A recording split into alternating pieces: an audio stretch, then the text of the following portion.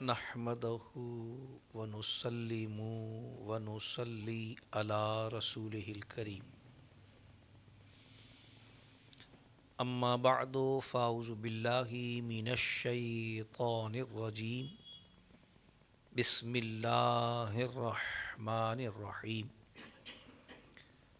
وَيَسْأَلُونَكَ عَنْ ذِي الْقَرْنَيْنِ قُلْ سَأَتْلُو عَلَيْكُمْ مِنْهُ ذِكْرًا آمنت باللہ صدق اللہ مولانا العظیم وصدق رسولہ النبی الرؤوف الرحیم ونحن علی ذلک من الشاہدین والشاکرین والحمد للہ رب العالمین فقد قال اللہ عز وجل ان اللہ وملائکتہ یصلون علی النبی یا ایہا الذین آمنوا صلوا علیہ وسلموا تسلیما اللہم صلی علی سیدنا و مولانا محمد وعلی آل و اصحاب سیدنا و مولانا محمد معدن الجود والکرم وآلہ و اصحابہ وبارک وسلم صلاۃ و سلام علیک یا سیدی یا رسول اللہ وعلی آلک و اصحابک یا حبیب اللہ صلی اللہ علیہ وسلم۔ حمد و صلات کے بعد اللہ تبارک و تعالی کا بے پناہ شکر اور احسان، انتہائی کرم اور انعام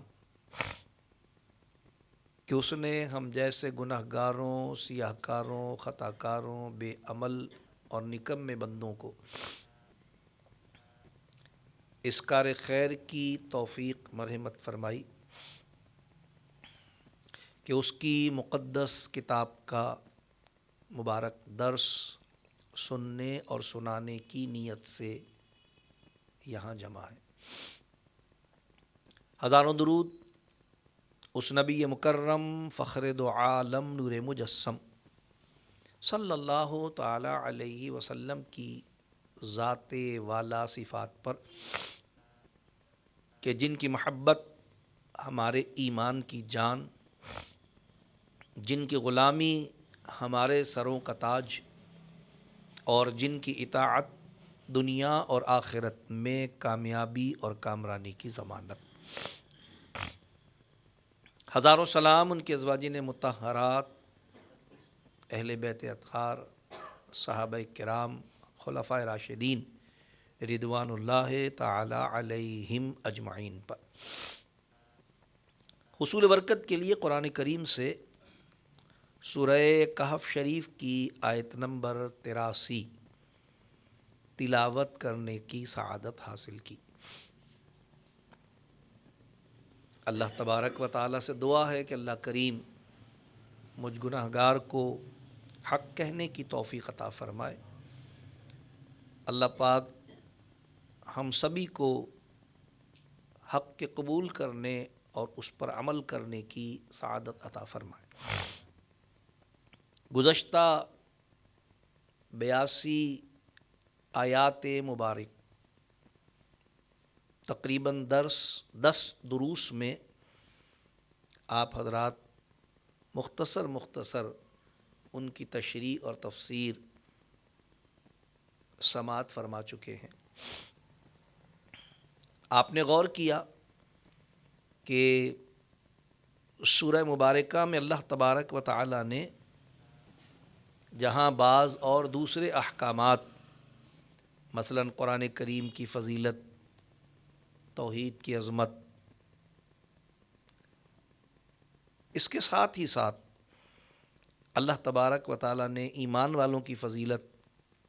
خصوصاً غرباء اور کافروں کے انجام بد کا جو تذکرہ فرمایا، لیکن اللہ تبارک و تعالی نے اس مختصر سورہ مبارکہ میں کئی واقعات بیان فرمائے ہیں۔ ابتدائی طور پر آپ نے 2 ایسے افراد کے واقعات سنے جنہیں اللہ تبارک و تعالی نے دنیاوی نعمتوں سے ہمکنار فرمایا تھا، اور ان میں سے ایک شخص اپنے مال پر تکبر کرتا اور اللہ کی ناشکری کرتا، تو اللہ تبارک تعالیٰ نے اس کی ہلاکت کا اور اس کے غرور اور تکبر کے دنیا میں ہی انجام کا تذکرہ فرمایا واقعے کے ذریعے، اور پھر بہت تفصیل کے ساتھ ہم نے آیات مبارکہ میں اصحاب کہف کا واقعہ سنا، اور بالترتیب پھر حضرت موسیٰ علیہ السلام اور حضرت خضر علیہ السلام کی ملاقات اور اس کی واقعات کی تفصیلات کو قرآن کریم نے بیان کیا، اور آج اب یہ چوتھا واقعہ ایک ہی صورت مبارکہ میں آج حضرت ذوالقرنین کے حوالے سے ذکر کیا جا رہا ہے۔ یہ بات میں نے اس لیے ذرا زور دے کر عرض کی کہ بہت سارے لوگ ہمیں یہ کہتے ہوئے نظر آتے ہیں، اور اکثر بالخصوص بدعقیدہ لوگ، بے پڑھے لکھے یا علماء سے دور عامت الناس نوجوانوں کو یہ کہہ کر علماء اہل سنت سے بدظن اور بیزار کرنے کی کوشش کرتے ہیں کہ یہ اہل سنت علماء قصے کہانیاں سناتے ہیں، ہم قرآن و حدیث کی بات کرتے ہیں، یہ لوگ قصے کہانیاں سناتے ہیں۔ الحمدللہ سالہ سال سے یہ درس قرآن کریم ہم اور آپ الحمدللہ کر رہے ہیں۔ بتانا یہ بات ہے کہ آپ دیکھیے کہ کیا قرآن کریم نے قصے بیان نہیں کیے، اور ان قصوں کے بیان کے ذریعے ہی کہ اللہ تبارک و تعالیٰ نے اپنے احکامات اور اہل ایمان کے لیے اس میں نصیحتیں اور درس اور سبق اور عبرت اور انجام بد سے اللہ کی پناہ کے مانگنے کا جذبہ اور انجام خیر کی خبر پر ایمان کے ساتھ اس کے پانے کی خواہش اور اس طرح کے بہت سارے معاملات، کیا ہمیں ان واقعات کے سننے سے نہیں پتہ چلتے؟ بتانا یہ مقصود ہے کہ جو بے وقوف یہ کہتے ہیں کہ بھئی اہل سنت والے قصے کہانیاں سناتے ہیں، تو بھئی اللہ تبارک و تعالیٰ کی سنت ہے صالحین کے، نیکوں کے واقعات کو بیان کر کے لوگوں کو نیکی کی طرف مائل کرنا، اور کافروں کے اور متکبروں کے اور گناہگاروں کے انجام بد کے واقعات کو بیان کر کے لوگوں کے دلوں میں اللہ کے عذاب کا خوف اور بدعقیدگی اور گناہگاری کے جذبے سے دور رہنے کی کیفیت پیدا کرنا، یہ تو اللہ تبارک تعالیٰ کی سنت ہے۔ لہذا آپ دیکھیے کہ بالترتیب اللہ تبارک و تعالیٰ نے اس ایک سورہ مبارکہ میں کئی واقعات بیان فرمائے۔ کیوں؟ اس لیے کہ نیکوں کے واقعات، اس میں نصیحت ہوتی ہے، اس میں نیکی کی رغبت ہوتی ہے، اس میں نیکی پر عمل کا جذبہ اور نیکوں کی اتباع کا شوق دل میں پیدا ہوتا ہے، اور یہ نیک لوگ جن کے واقعات اللہ نے قرآن کریم میں جا بجا بیان فرمائے ہیں، یہی وہ نیک لوگ ہیں جن کے متعلق اللہ تعالیٰ نے قرآن کریم میں اہل ایمان کو حکم دیا ہے، اتبع سبیل من اناب الی، ان کے پیچھے چل کیونکہ یہ تجھے میری طرف بلاتے ہیں۔ یعنی اللہ والوں کے واقعات، اللہ والوں کے قصے جب ہم سنتے ہیں تو صرف اللہ والوں کی عظمت ہی ہمارے دل میں قائم نہیں ہوتی، بلکہ ان کی نیک اعمالی کے واقعات سن کر اور ان اعمال صالحہ کے بدلے میں ان پر ہونے والے اللہ تبارک تعالیٰ کے انعامات کو سن کر ان کی عقیدت اور محبت بھی دل میں پیدا ہوتی ہے، اور ان کی اتباع اور پیروی کا جذبہ بھی پیدا ہوتا ہے، اور یہ محبت بھی یاد رکھیے آخرت کا سرمایہ ہے، اور نیکوں کی اتباع نیکی کے معاملے میں یہ تو ہے ہی آخرت کی نجات کا باعث۔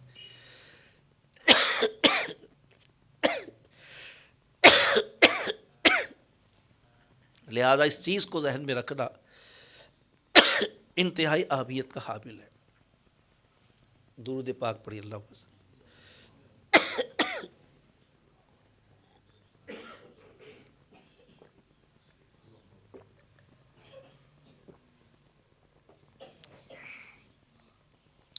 اب جو آیات مبارکہ آج ہم تلاوت کر رہے ہیں، 73ویں آیت مقدسہ سے ہم نے ابتدا کی ہے، اور یہاں سے اللہ تبارک و تعالیٰ نے حضرت ذوالقرنین کا واقعہ ذکر فرمایا ہے۔ لہذا رب کائنات نے ارشاد فرمایا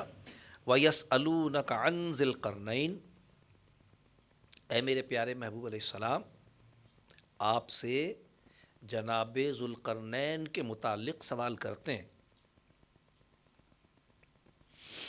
دیکھیے یہ بات ذہن میں رکھنے کی ہے، نہایت ہی بے وقوف اور نادان اور جاہل اور گمراہ قسم کے لوگ ہوتے ہیں جو یہ نظریہ رکھتے ہیں نبی کو کیا معلوم، نبی کیا جانے، غیب کا علم تو اللہ کو ہے۔ بھائی نبی کی نبوت کے دلائل میں سے ہی تو یہ بات ہوتی ہے کہ اللہ تعالیٰ اسے غیب کا علم عطا فرماتا ہے۔ رسول کی رسالت کی گواہی ہی ان چیزوں کے ذریعے ملتی ہے کہ وہ ان چیزوں کی خبر دیتے ہیں جو عام انسانوں کی نگاہوں بلکہ ان کی سوچ اور گمان سے بھی ماورا ہوتی ہیں۔ حضرت ذوالقرنین کے متعلق یہود نے حضور علیہ السلام سے سوال کیا تھا۔ وہ یہ بات جانتے تھے کہ محمد صلی اللہ علیہ وسلم کسی سے لکھنا پڑھنا سیکھنے والے افراد میں سے نہیں ہیں، انہوں نے کوئی کتابیں نہیں پڑھی ہیں۔ اب ان کا یہ سوال کرنا چھوٹا سا بچہ بھی سمجھ سکتا ہے کہ در حقیقت اس بات کی تصدیق کے لیے تھا کہ بھئی نبی ہیں تو پھر بے پڑھے لکھے بھی کتابوں میں لکھی ہوئی باتوں کی خبر دیں گے۔ تو آج کا کوئی بے وقوف یہ کہے کہ نبی کو غیب کی کیا خبر، نبی کیا جانے، تو بھئی نبوت کے دلائل میں سے، رسالت کی گواہی میں سے یہ بات ہوتی ہے کہ نبی سے لوگوں نے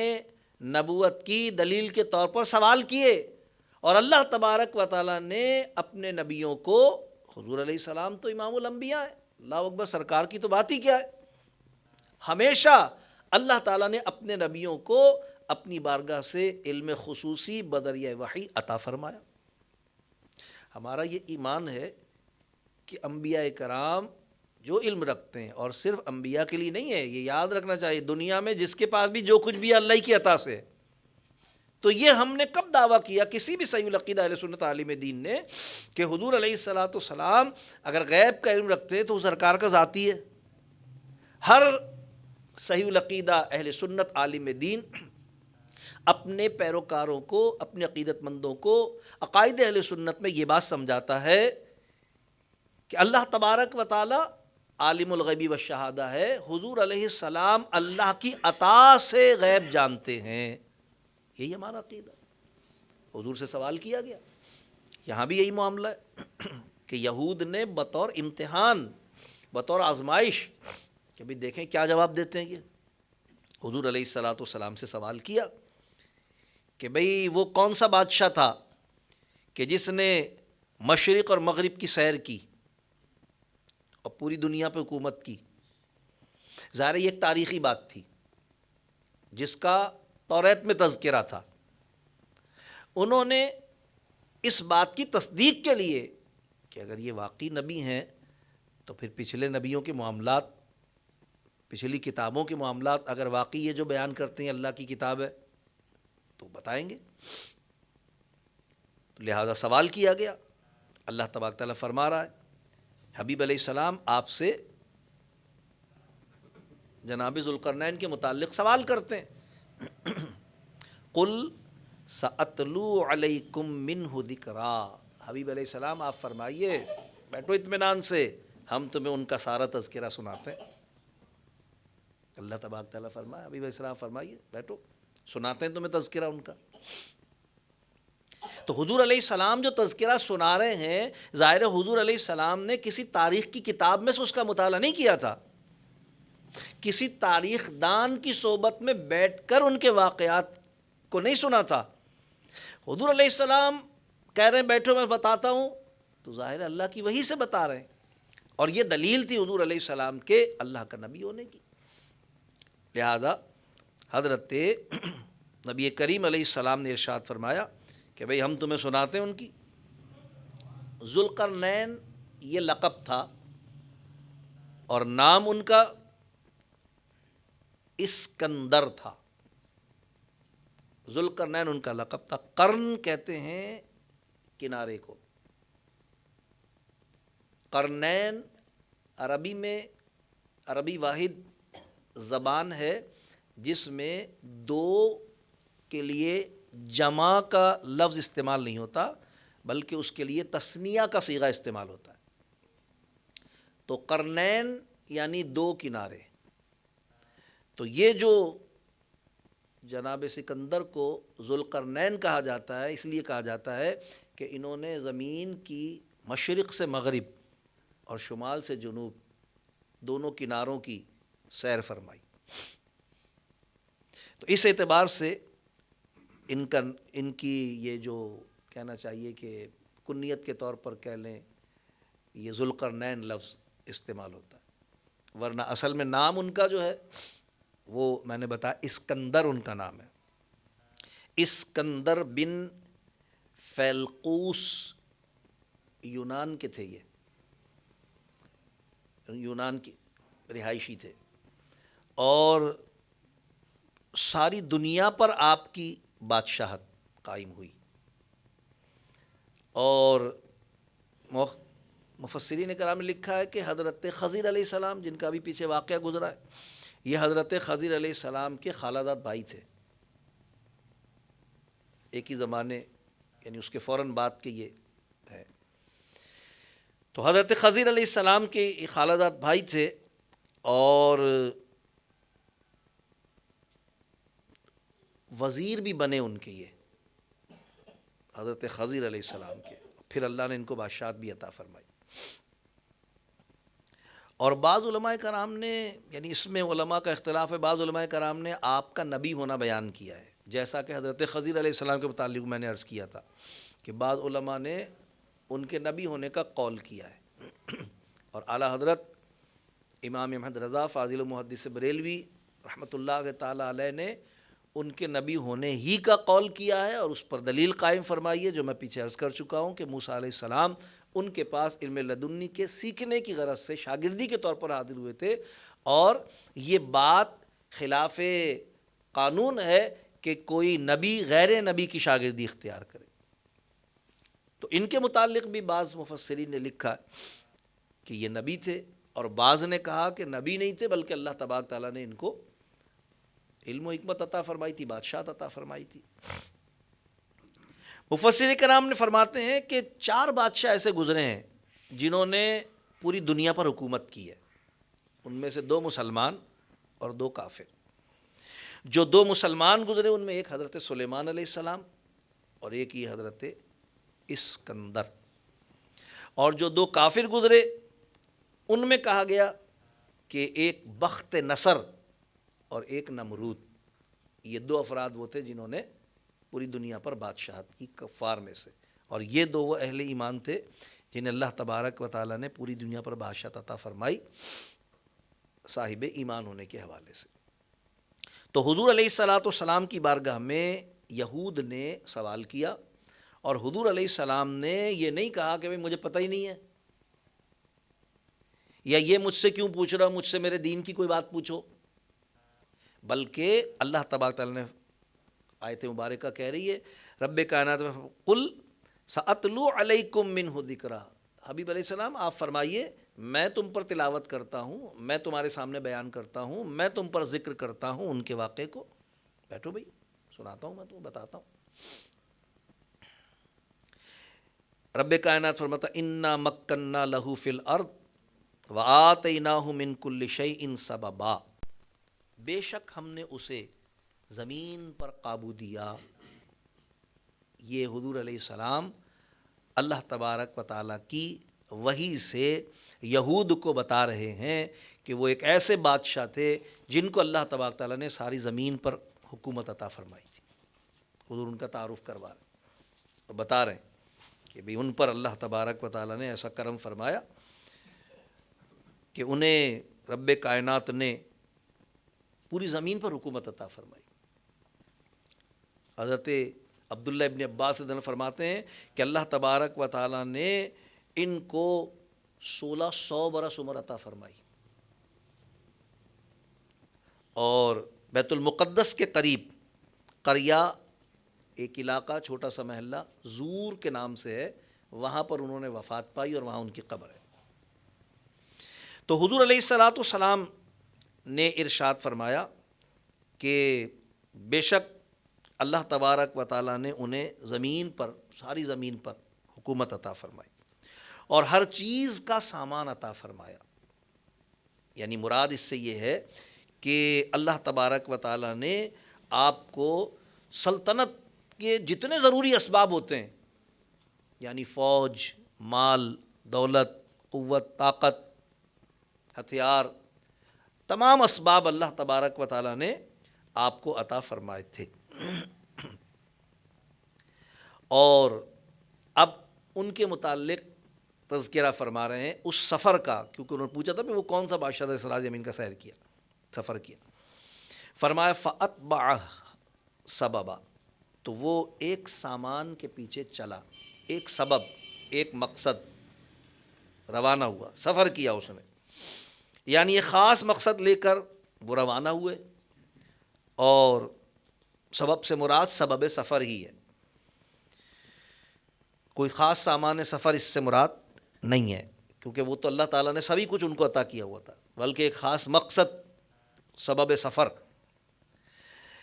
سفر کیا انہوں نے، اور کیسا سفر کیا؟ رب کائنات فرماتا ہے حتی اذا بلغ مغرب الشمس وجدها نغرب فی عین حمیۃ ووجد عندها قوما. رب کائنات نے ارشاد فرمایا یہاں تک کہ جب سورج ڈوبنے کی جگہ پر پہنچا، یعنی مغرب کے اس آخری کنارے پر جہاں آبادی ختم ہو گئی، اس کے بعد کوئی آبادی نہیں تھی، تمام آبادیاں ختم ہو گئیں، اور اس سے آگے نہ صرف یہ کہ آبادی تھی نہیں بلکہ ہو بھی نہیں سکتی تھی، کیونکہ زمین برفیلی اور دلدلی تھی. اور یہ بات ذہن میں رکھنی چاہیے کہ یہ آیت مبارکہ سائنس کے خلاف نہیں ہے. یعنی کوئی یہ کہے کہ بھئی یہ سورج ڈوبنے کی جگہ، تو سورج کے ڈوبنے کی کوئی جگہ تھوڑی ہے. تو ایسا ہی ہے کہ زمین اور آسمان دونوں گول ہیں. حدیث میں تذکرہ اس بات کا موجود ہے کہ زمین اور آسمان دونوں گول ہیں. نیز سورج کسی وقت بھی یعنی در حقیقت ڈوبتا نہیں ہے، یہ سائنس سے ثابت ہے بات. تو یہاں جو بات ہو رہی ہے، یعنی یہ جو الفاظ قرآن کریم میں ہے کہ بھئی سورج کے ڈوبنے کی جگہ پہنچا، تو اس سے مراد ہے مغرب کی سمت کا آخری کنارہ زمین کا، کیونکہ سورج مغرب میں ڈوبتا ہے، اور یہ ڈوبتا ہے جب لفظ ہم استعمال کرتے ہیں تو اس سے مراد ہوتا ہے ہماری نگاہوں سے پوشیدہ ہوتا ہے، ورنہ زمین تو کیونکہ گول ہے. یہ بات سب جانتے ہیں کہ جب سورج ایک طرف سے غروب ہوتا ہے، ہمیں چھپتا ہوا نظر آتا ہے، تو کسی طرف وہ طلوع ہوتا ہوا بھی نظر آ رہا ہوتا ہے. اور میں نے پہلے کبھی یہ بات کی تھی، میں پھر اس موقع پر یہ بات کہتا ہوں، اللہ تبارک و تعالیٰ نے حضور سید عالم صلی اللہ علیہ وسلم کو قرآن کریم میں سورج ارشاد فرمایا ہے، وسراجم منیرہ کہا ہے، اور اس کے اسباب میں سے ایک سبب جو علماء نے بیان فرمایا وہ یہ بھی بیان فرمایا کہ سورج کبھی فنا نہیں ہوتا، ہماری نگاہوں سے اوجل ہوتا ہے. یہی عقیدہ ہمارا حضور علیہ السلام کے متعلق ہے. سرکار نے پردہ کیا ہے، تو فرمایا جس طرح سورج ایک عالم میں رہنے والوں کی نگاہوں سے پوشیدہ ہوتا ہے، لیکن جب وہ دوسرے عالم میں ظاہر ہوتا ہے تو وہاں یعنی ایسا نہیں ہوتا کہ اس عالم میں غروب ہو گیا تو اب اس عالم میں اس کا کوئی فنکشن، کوئی کارکردگی باقی نہیں رہی، ایسا نہیں ہے۔ اس عالم میں جس میں وہ ڈوب چکا ہوتا ہے، یعنی یہاں عالم کہ ان لوگوں کی نگاہوں سے سورج پوشیدہ ہو چکا ہوتا ہے، لیکن اس عالم میں اس کی پوشیدگی کے باوجود بھی اس کی کارکردگی جاری رہتی ہے۔ کیوں؟ اس لیے کہ رات کی طوالت کا تعین سورج کے ڈوبنے اور دوبارہ نکلنے سے ہی ہوتا ہے۔ رات کی طوالت کا جو تعین ہوتا ہے نا، وہ سورج کے ڈوبنے اور طلوع ہونے سے ہی ہوتا ہے، کہ جب ڈوبتا ہے تو رات طلوع ہوتی ہے، اور جب طلوع ہوتا ہے تو صبح ظاہر ہوتی ہے۔ تو وہ رات میں بھی اپنا کام کر رہا ہوتا ہے۔ اب وہ رات میں کیا کام کر رہا ہوتا ہے؟ تو رات میں یہ کام کر رہا ہوتا ہے کہ جو رات میں ہمیں روشنی نظر آ رہی ہوتی ہے نا، معمولی سائنس کا طالب علم جانتا ہے یہ بات، رات میں ہمیں جو روشنی جس کو ہم چاندنی کہتے نظر آتی ہے، یہ چاندنی بھی در حقیقت سورج ہی کی روشنی ہوتی ہے، یہ چاند کی نہیں ہوتی، لیکن کیونکہ چاند سے منعکس ہو کر آتی ہے اس لیے اس کو چاندنی کہتے ہیں۔ چاند سورج کی اس روشنی کے پہنچنے کا وسیلہ بنتا ہے، اس لیے اس کو چاندنی کہتے ہیں، ورنہ یہ روشنی ہوتی سورج ہی کی ہے۔ رات کو سورج چاند کے ذریعے اپنی روشنی سے فیضیاب کرتا ہے۔ یہی وجہ ہے کہ اللہ تعالیٰ نے سرکار کو سورج ارشاد فرمایا، ہمارا ایمان ہے کہ سرکار فنا نہیں ہوئے، مرے نہیں، وصال ہوا ہے، پردہ فرمایا ہے۔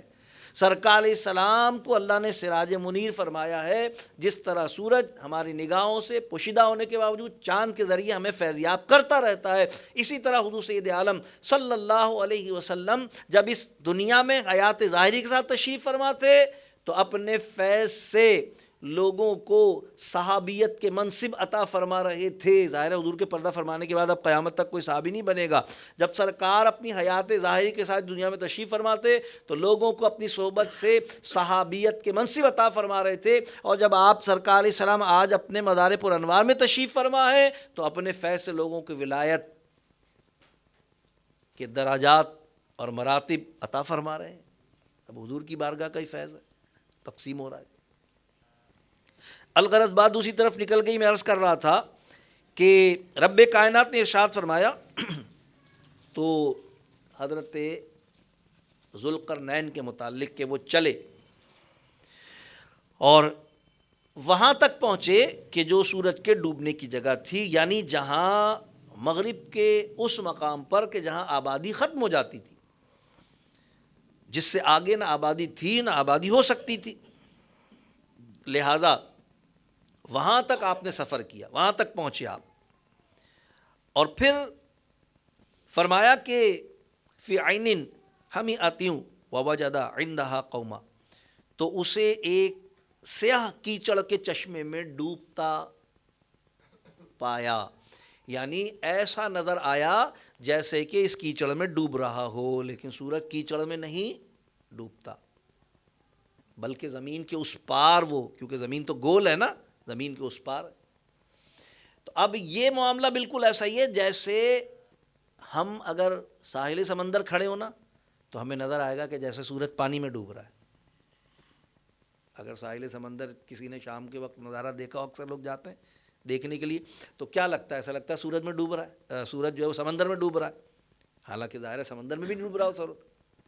تو جو وہاں موجود ہو، جو مغرب کا زمین کا وہ کنارہ ہے جو مغربی کنارہ ہے جہاں پر آبادی ختم ہو جاتی ہے، تو اس کو بھی بظاہر یہ لگے گا کہ اب یہ جہاں تک یہ کیچڑ ہے وہ اس میں ہی ڈوب رہا ہے، لیکن وہ اس کے پار زمین کے دوسری سمت میں جا رہا ہے۔ تو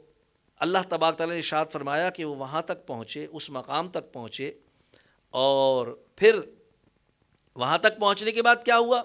فرمایا کہ وہاں پر ایک قوم کو پایا۔ حضرت ذوالقرنین کی بات ہو رہی ہے کہ انہوں نے وہاں پر بھی ایک قوم کو پایا، کچھ لوگ وہاں بھی رہائش پذیر تھے، وہ وہاں بھی لوگ رہ رہے تھے۔ یہ کون سی جگہ ہے کہ جو مغرب کا آخری کنارہ ہے، زمین کے اعتبار سے مغرب کا آخری کنارہ، جس کے متعلق یہ محسوس ہوتا ہے کہ بھئی وہاں سورج ڈوبتا ہے، اور یہی تذکرہ کیا گیا اللہ تبارک تعالیٰ نے کہ بھئی انہیں بھی یہی محسوس ہوا، یعنی ظاہراً دیکھنے میں کہ جیسے دلدل میں سورج ڈوب رہا ہو۔ اور پھر کیا ہوا؟ فرمایا کہ اس مقام پر وہ پہنچے تو وہاں پر انہوں نے ایک قوم کو پایا، اور اس قوم نے حضرت ذوالقرنین سے بات کی۔ کیا کہا؟ قلنا یا ذا القرنین اما ان تعذب و اما ان تتخذ فیہم حسنا۔ اللہ تبارک تعالیٰ نے ارشاد فرمایا کہ ہم نے فرمایا، یعنی ہم نے ذوالقرنین سے فرمایا، کیا فرمایا کہ اے ذوالقرنین یا تو انہیں سزا دے یا ان کے ساتھ بھلائی اختیار کر۔ کیا مطلب؟ مطلب یہ ہے کہ ان پر جب تو دین کو پیش کرے، ظاہر ان کا یہ سفر اللہ کا پیغام پہنچانے کے لیے تھا، اسلام کی دعوت دینے کے لیے تھا، جب تو ان پر اپنا دین اسلام پیش کرے، انہیں دعوت دے، تو جو قبول کر لے ان کے ساتھ رعایت کر، نرمی کر، اور جو انکار کر دے اس کے ساتھ سختی کر، جیسا کہ جہاد کا حکم ہے کہ ان کے ساتھ سختی ہوگی۔ لہذا رب کائنات نے فرمایا کہ بھئی اے ذوالقرنین یا تو انہیں سزا دے اگر ایمان نہیں لاتے، اور اگر لاتے ہیں تو پھر ان کے ساتھ بھلائی اختیار کر۔ لہذا علماء کرام فرماتے ہیں اس سے یہ بات بالکل واضح ہو جاتی ہے ہمارے سامنے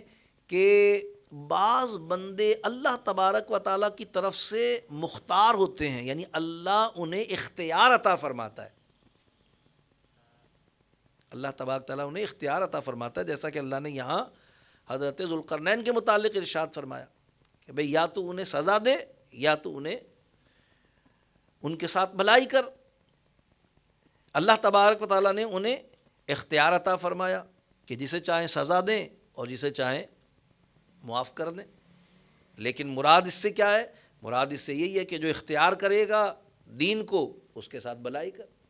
اور جو انکار کرے اس کے ساتھ سختی کر۔ اللہ تبارک و تعالیٰ ارشاد فرماتا ہے کہ حضرت ذوالقرنین نے رب کی بارگاہ میں عرض کی، قال اما من ظلم فسوف نعذبہ ثم يرد الى ربہ فیعذبہ عذابا نکرا۔ عرض کی جس نے ظلم کیا اسے تو ہم عنقریب سزا دیں گے۔ ظاہر ہے ظلم سے مراد کیا ہے؟ ظلم سے مراد کفر ہے، شرک ہے، جیسا کہ قرآن نے دوسری جگہ کہا ان الشرک لظلم عظیم۔ جس نے دین قبول نہیں کیا، اس نے اللہ کی توحید کے پیغام کو، اللہ کی عبادت کی دعوت کو قبول نہیں کیا، سزا دیں گے۔ اس سے پتہ چلا کہ حضرت ذوالقرنین فرما رہے ہیں کہ بھئی جو کفر پر قائم رہے گا اور ہماری تبلیغ کے باوجود ایمان نہیں لائے گا، مولا تیری طرف سے اجازت ہے ہم اسے قتل کریں گے، سزا دیں گے۔ پھر اپنے رب کی طرف پھیرا جائے گا اور وہ اسے بری مار دے گا۔ فرمایا کہ میں تو یہ کروں گا، لیکن پھر جب وہ تیری بارگاہ میں آئے گا تو تیری طرف سے جو سزا مقرر ہے وہ ملے گی۔ اس سے پتہ چلتا ہے کہ کافر کو دنیا میں اس کے کفر کی سبب سے اگر مسلمانوں کے ہاتھوں قتل کیے جانے یا اور کسی اعتبار سے ذلت و رسوائی اور تکلیف اور عذاب سے ہمکنار کیے جانے کا معاملہ ہوتا ہے تو آخرت میں جو ان کے لیے عذاب ہے اس میں کوئی کمی واقع نہیں ہوگی۔ اور یہی معاملہ اہل ایمان کے لیے بھی ہے کہ اللہ تبارک و تعالی اپنے نیک بندوں کو ان کی نیکی کی وجہ سے لوگوں کے دلوں میں جو ان کی عقیدت اور محبت پیدا فرما دیتا ہے، اور لوگ ان کے ساتھ جو حسن سلوک کرنے لگتے ہیں، ان کا ادب و احترام کرنے لگتے ہیں، یا اللہ تبارک تعالیٰ دنیا میں انہیں جو راحتیں اور آسائشیں عطا فرما دیتا ہے، اس کی وجہ سے ان کے آخرت کے اجر میں کوئی کمی واقع نہیں ہوگی۔ آخرت کا اجر ان کے لیے، آخرت کا حساب آخرت میں اللہ تعالیٰ ضرور عطا فرمائے گا۔ تو اس سے معلوم ہوا کہ کافر اور مرتد کو جو سزا دنیا میں مل جائے گی یہ آخرت کی سزا میں شمار نہیں ہوگی، بلکہ وہاں مستقل علیحدہ سزا ہوگی۔ اب آپ نے ارشاد فرمایا وَأَمَّا مَنْ آمَنَ وَعَمِلَ صَالِحًا فَلَهُ جَزَاءً الْحُسْنَىٰ، اور جو ایمان لایا اور نیک کام کیا تو اس کا بدلہ بھلائی ہے، وہ مجھ سے بھی بھلائی پائے گا اور اے میرے پروردگار میرے رب سے بھی بھلائی پائے گا۔ وَسَنَقُولُ لَهُ مِنْ أَمْرِنَا يُسْرًا، اور ان قریب ہم اسے آسان کام کہیں گے، یعنی جو ایمان لے آئیں گے، ہمارے فرما بردار ہو جائیں گے،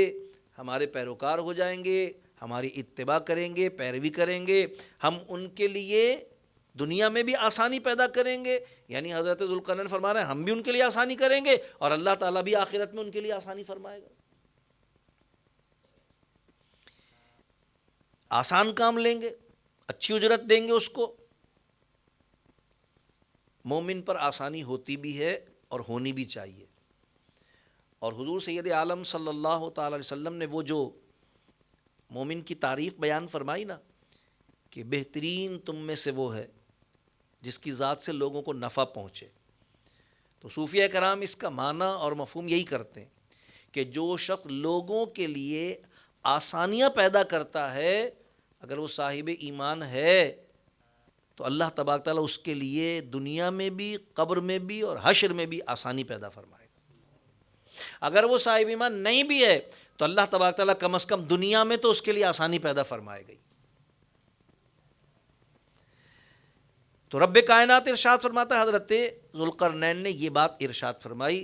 ان کے متعلق۔ یہ کن کے متعلق بات ہوئی؟ جو مغرب کے زمین کے انتہائی اس کنارے پر تھے جہاں آبادی ختم ہو جاتی ہے، مغربی کنارے پر زمین کے، اب پھر ان کا سفر شروع ہوتا ہے۔ لہذا اللہ تعالی ارشاد فرماتا ثم اتبع سببا، پھر انہوں نے اپنے ایک سامان کی ابتدا کی،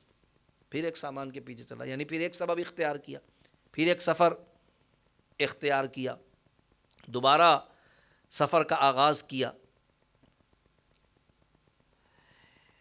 وہاں سے یعنی مغرب سے اب چلے مشرق کی طرف، اور مختلف ممالک آپ نے فتح کیے، اور آب حیات کے چشمے کی تلاش کی، اور بعض روایات میں آتا ہے کہ آپ کو آب حیات میسر نہ ہوا، لیکن بعض مفسرین ارشاد فرماتے ہیں، صاحب تفسیر روح البیان نے فرمایا کہ حضرت خضر علیہ السلام کو آب حیات میسر بھی آیا اور انہوں نے پیا بھی، لیکن حضرت ذوالقرنین کو آب حیات اگرچہ میسر تو آیا مگر مصلحتاً انہوں نے پیا نہیں، ان کا انتقال ہو گیا، وصال ہو گیا ان کا۔ اب انہوں نے اس سفر کو اختیار کیا مغرب، زمین کے مغربی کنارے سے زمین کے مشرقی کنارے جہاں سے سورج طلوع ہوتا ہے، ابتدا ہوتی ہے، حتی اذا بلغ مطلع الشمس وجدها تطلع علی قوم، تو یہاں تک کہ جب سورج نکلنے کی جگہ پہنچا، یعنی اب زمین کے اس کنارے تک پہنچ گئے جہاں سے سورج نکلتا ہوا نظر آتا ہے، ایسا لگتا ہے کہ بھئی یہاں سے نکل رہا ہے، لیکن وہی والی بات جیسا میں نے عرض کیا کہ وہ زمین کے گرد چکر کاٹتا ہوا جا رہا ہے۔ لہذا اللہ تبارک تعالیٰ ارشاد فرماتا ہے کہ پھر وہاں پر بھی وہ جب پہنچے اس مقام پر تو وہاں پر انہیں ایک قوم نظر آئی، یہاں ایک مخصوص قسم کے لوگ وہاں پر موجود تھے، یعنی مشرق کی جانب وہ جگہ جہاں انسانی آبادی ختم تھی، ورنہ جیسا میں نے عرض کیا کہ زمین تو گول ہے، ہر جگہ آفتاب کا مشرق ہے، یعنی جب کوئی چیز گول ہوتی ہے تو جہاں کنارہ تو اس کی جتنی چیزوں تک اس کا یعنی روشنی جاری وہ سارا مشرقی کہلائے گا نا، جب گول چیز ہے، زمین گول ہے تو سورج جب طلوع ہوتا ہے تو جتنے حصے تک سورج کی روشنی پڑتی ہے وہ سارا سورج کے اعتبار سے مشرق کہلائے گا، اس کا جسٹ اپوزٹ جو ہوگا وہ مغرب کہلائے گا، کیونکہ ڈوبے گا اس طرف زمین پر رہنے والوں کے لیے۔ اب رب کائنات ارشاد فرماتا ہے لم نجعل لہم من دونہا سترا، جن کے لیے ہم نے سورج سے کوئی آڑ نہیں رکھی، ایسے لوگ وہاں بستے تھے جن کے لیے ہم نے سورج سے کوئی آڑ نہیں رکھی، یعنی وہاں پر نہ کوئی درخت تھا، نہ کوئی عمارت تھی، نہ ان لوگوں کے جسم پر کپڑے تھے، سورج سے کوئی آڑ نہیں تھی ان کے وجود میں۔ یہ زمین وہاں کی اتنی نرم تھی کہ اس پر کوئی عمارت بنی نہ سکتی تھی، اور یہ لوگ دن چڑھے غاروں میں چھپے رہتے تھے، یعنی جب دھوپ کی تپش ہوتی تھی تو غاروں میں چھپے رہتے تھے، اور سورج ڈھلنے پر نکلتے تھے اور کچھ کام کاج کر لیا کرتے تھے، اور مچھلی پر ان کا گزارا تھا، یعنی ان کی خوراک جو تھی مچھلی تھی۔ یہ خاص قوم تھی، یہ بھی ان کو دیکھا آپ نے حضرت ذوالقرنین نے۔ کذالک قد احطنا بما لدیہ خبزا، بات یہی ہے اور کچھ اس کے پاس تھا، سب کو ہمارا علم محیط ہے۔ یعنی اللہ تبارک و تعالیٰ ارشاد فرماتا ہے کہ جو کچھ سامان جنگ، بے شمار لشکر، سامان سلطنت یا حکمرانی کی قابلیت، جو کچھ بھی سکندر کے پاس تھی وہ ہماری عطا کردہ تھی، ہم نے اسے عطا فرمائی تھی، اور ہم جانتے کہ اس کے پاس کیا کیا تھا۔ تمہارے وہم و گمان میں نہیں آ سکتا۔ یہ جو بات یہاں کی کہی جا رہی ہے، رب کائنات ارشاد بما لدیہ خبرا، کہ سب کو ہمارا علم محیط ہے، یعنی اس سب کو جاننا یہ ہمارے لیے ممکن ہے کیونکہ ہم نے عطا فرمایا ہے۔ باقی لوگ تو اس کو عطا ہونے والی نعمتوں اور انعامات کو جانتے بھی نہیں تھے کہ کتنی تھی، وہ سب پر ان کو احاطہ نہیں تھا۔ ثم اتبع سببا، پھر ایک سامان کے پیچھے چلا۔ اب پھر انہوں نے اپنے سفر کی ابتدا کی، مشرق اور مغرب کے درمیان کا راستہ یعنی جانب جنوب روانہ ہوئے۔ بتایا میں نے عرض کیا کہ سوال یہ کیا تھا کہ بھئی وہ کون سا بادشاہ تھا جس نے زمین کے چاروں کنارے مشرق سے مغرب، شمال سے جنوب سفر کیا تھا۔ حضور علیہ السلام ان کا جواب دے رہے ہیں، اور یہ بھی بتا رہے ہیں کہ کہاں پہنچے تھے اور وہاں کی کیا صورتحال تھی، وہاں کون لوگ تھے۔ سرکار علیہ السلام تفصیل سے ارشاد فرما دیا، فرمایا کہ ثم اتبع سببا، پھر ایک سامان کے پیچھے چلا، یعنی مشرق اور مغرب کے درمیان کا راستہ، یعنی شمال کی جانب اب وہ روانہ ہوئے۔ حتی اذا بلغ بین السدین وجدا من دونہما قوما لا یکادون یفقہون قولا، یہاں تک کہ جب دو پہاڑوں کے بیچ پہنچا، یعنی ایک ایسی جگہ آئی کہ جہاں دو پہاڑ تھے، اس کے بیچ میں درہ تھا۔ اکثر سینریوں میں آپ دیکھتے ہوں گے نا، دو پہاڑ بیچ میں سے سورج طلوع ہو رہا ہے، ہم بچے تھے تو اسی طرح کی سینری بنایا کرتے تھے۔ تو یہ منظر حقیقی طور پر بھی دنیا میں مختلف مقامات پر دیکھا جا سکتا ہے، پہاڑ آگے پیچھے بھی ہوتے ہیں، ساتھ ساتھ بھی ہوتے ہیں۔ فرمایا اس مقام پہ پہنچے یہ کہ وہاں پر دو پہاڑوں کے بیچ میں وہ پہنچے جہاں جانب شمال انسانی آبادی ختم ہو جاتی تھی، وہاں دو بڑے ہی عالیشان پہاڑ تھے جن کے اس طرف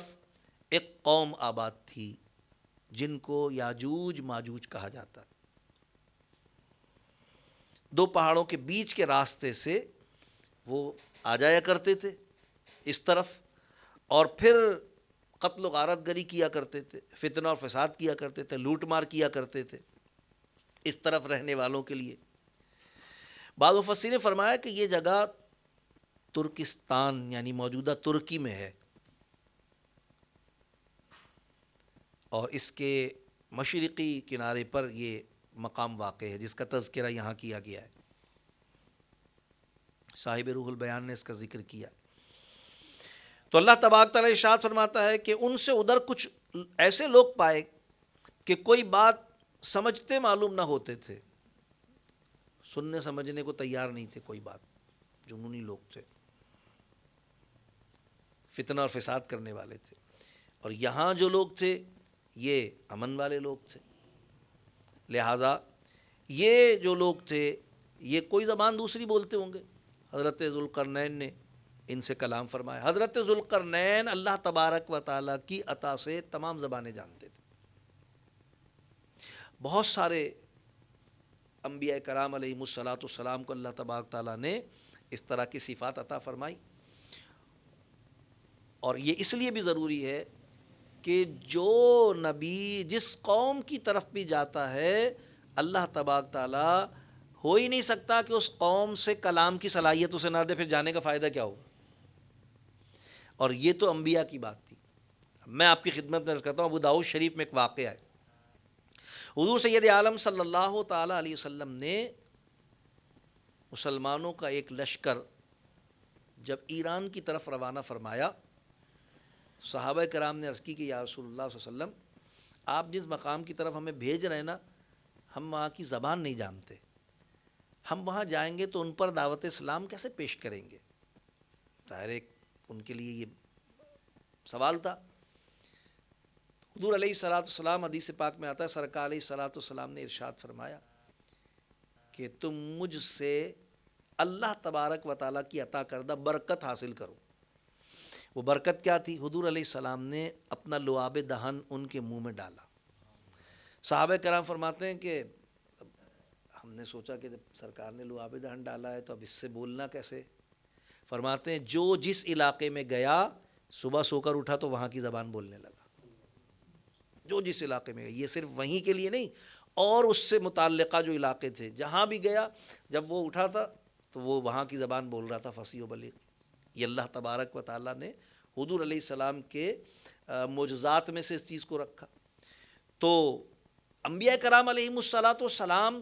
اللہ کے بھیجے ہوئے، یہ سرکار کے بھیجے ہوئے تھے،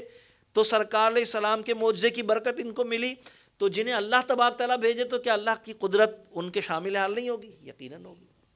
تو لہذا حضرت ذوالقرنین اس مقام پر پہنچے